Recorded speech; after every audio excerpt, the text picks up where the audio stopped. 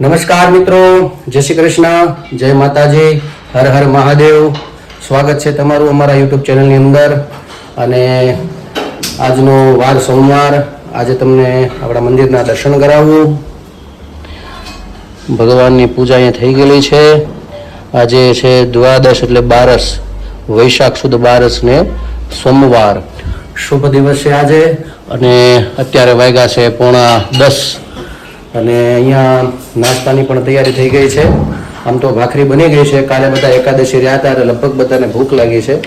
હું સવારનો બહાર હતો અને અત્યારે આવ્યો હજી. આજે થોડુંક મોડું થઈ ગયું આવવામાં, રસ્તામાં થોડુંક પાછું હેરાન થઈ ગયો. સવારમાં તો ગાડીમાં પંચર પડી ગયું ઘરે આવતો હતો તે, એટલે થોડુંક મોડું થઈ ગયું આવવામાં. તો અહીંયા નાસ્તો તો બની ગયો છે, પણ હું તમને હવે તૈયારી છે એટલે નાસ્તાની, એટલે તમે બધા નાસ્તો કરવા સીધો આવો. ભાખરી તો બની ગઈ છે. હવે જો અહીંયા ચા ખાલી બનાવે છે. ભાખરી તો બનાવી નાખી એમને. સારું, ચા બને છે.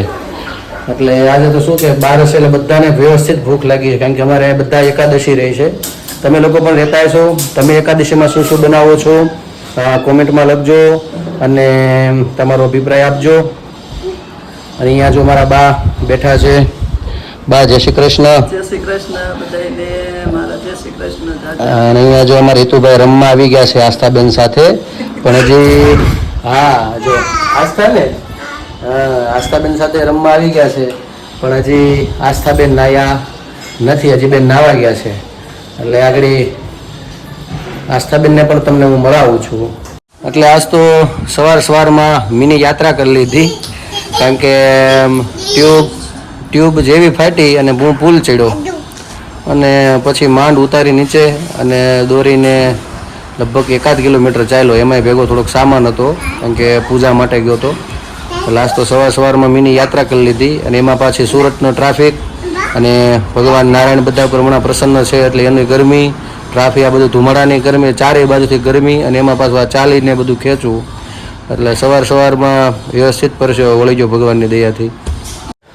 ચાલો મિત્રો, તો નાસ્તો તો બની ગયો છે અત્યારે. અને હવે અમે બધા બેસી ગયા છીએ નાસ્તો કરવા માટે.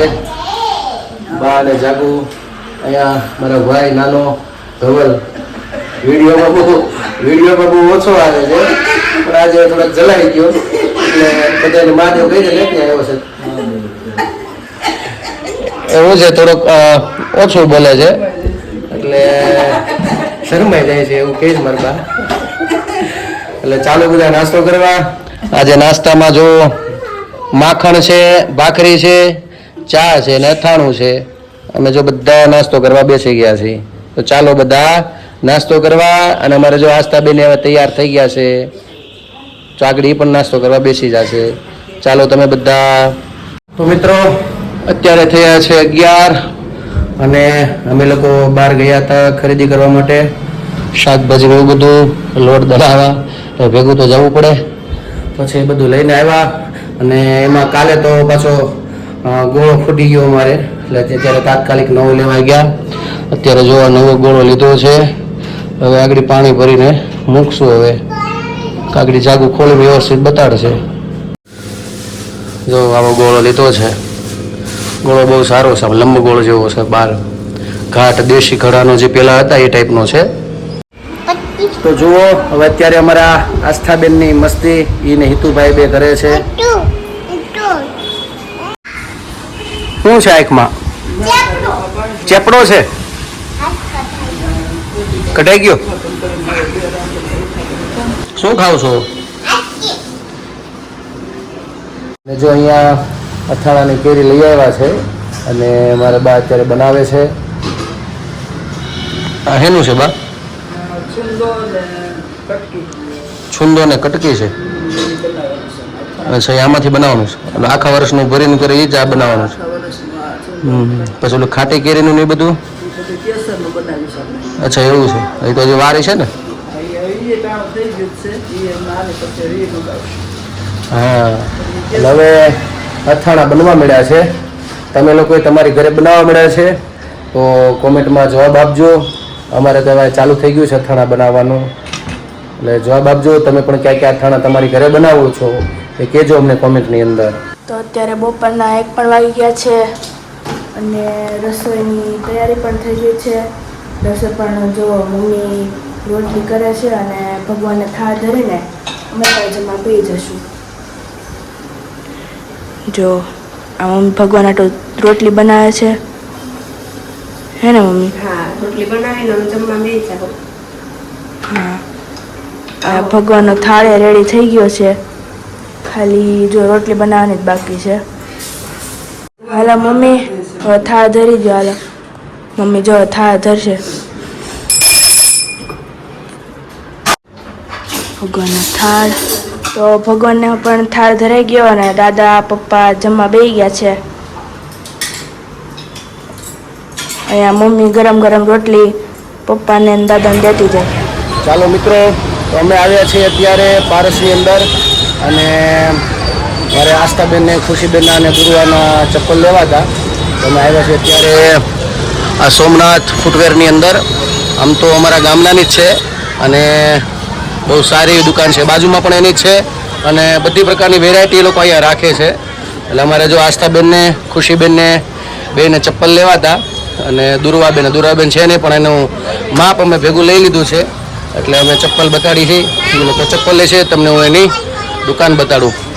આ અમારે દુકાનના શેર છે. આમ તો અમે એને ભૂરાભાઈ તરીકે બોલાવી છે, અમારા ગામના જ છે. અને આગળ તમને બધી દુકાન બતાડું છું. આ બધું મોટી લેડીઝો માટે આખો શોરૂમ છે. બહુ સુંદર અને સારા એવા છે ડિઝાઇન્સ ને બધું નવું નવું બહુ સારું છે. આખો શોરૂમ એનો છે. અને બાજુમાં પણ દુકાન એની છે. એક થોડીક બીજી જગ્યાએ છે બરોડામાં ને એમાં, અને 2-4 દુકાનો છે. અને બહુ સારું એવું છે, સસ્તું ને સારું આપે છે, માલ પણ સારો છે.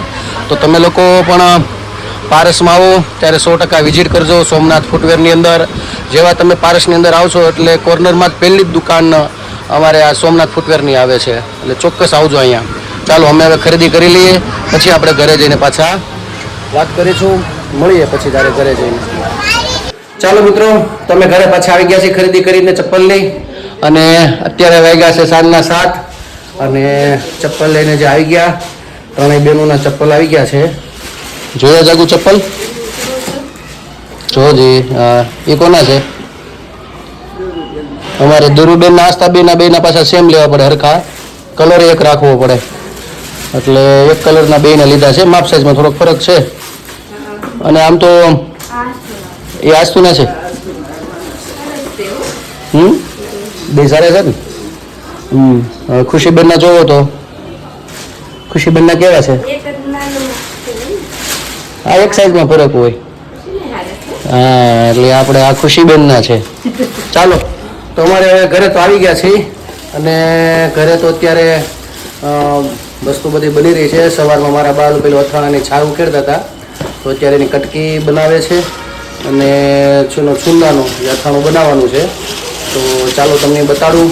અને સાથે સાથે એક નાસ્તો બી બને છે, તો જોઈ લઈએ આપણે શું બને છે. તમને બતાડું. નાસ્તામાં સવારમાં સાથે હળવો નાસ્તો કાઢી એવું થોડુંક અમારે જાગુ બનાવે છે. ચાલો તમને હું બતાડું.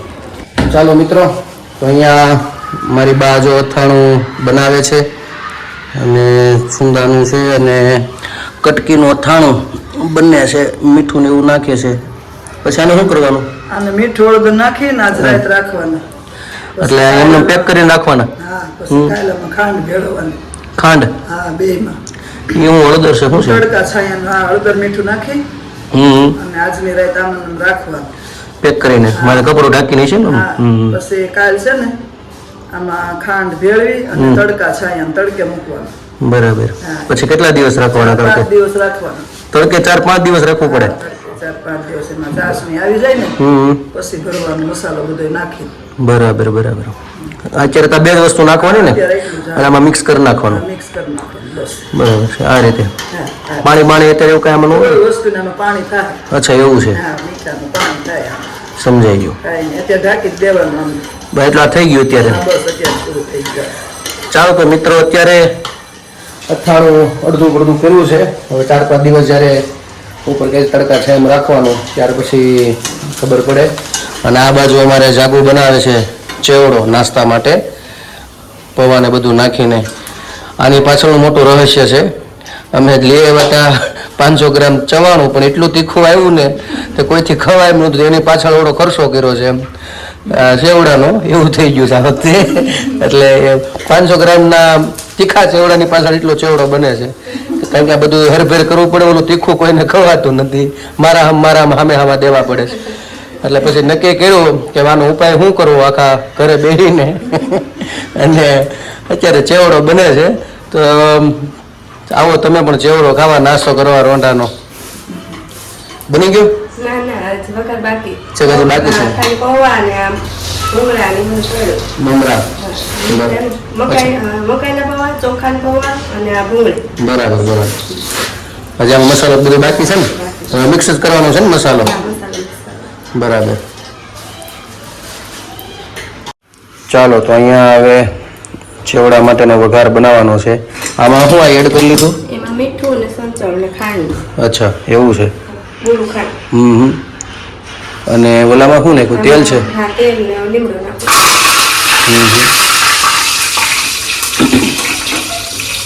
પછી હળદર. બરાબર. ખાંડનો પાવડર નાખ્યો છે દળેલી. હા, દળેલી ખાંડ. બરાબર. મિક્સ કરી દીધું એમ ને? થઈ ગયો ચેવડો તૈયાર. બરાબર. તો અહીંયા અમારે ચેવડો બનીને તૈયાર થઈ ગયો છે, અને આગળ ખાલી હવે ચવાણું એડ કરી દેશે એટલે ચેવડો તૈયાર. તો આજે અત્યારે તો 7:15 થઈ ગયા છે, અને મારા પપ્પા પણ આવી ગયા છે બહારથી. પપ્પા જય શ્રી કૃષ્ણ. શ્રી કૃષ્ણ બધાને, જય શ્રી કૃષ્ણ.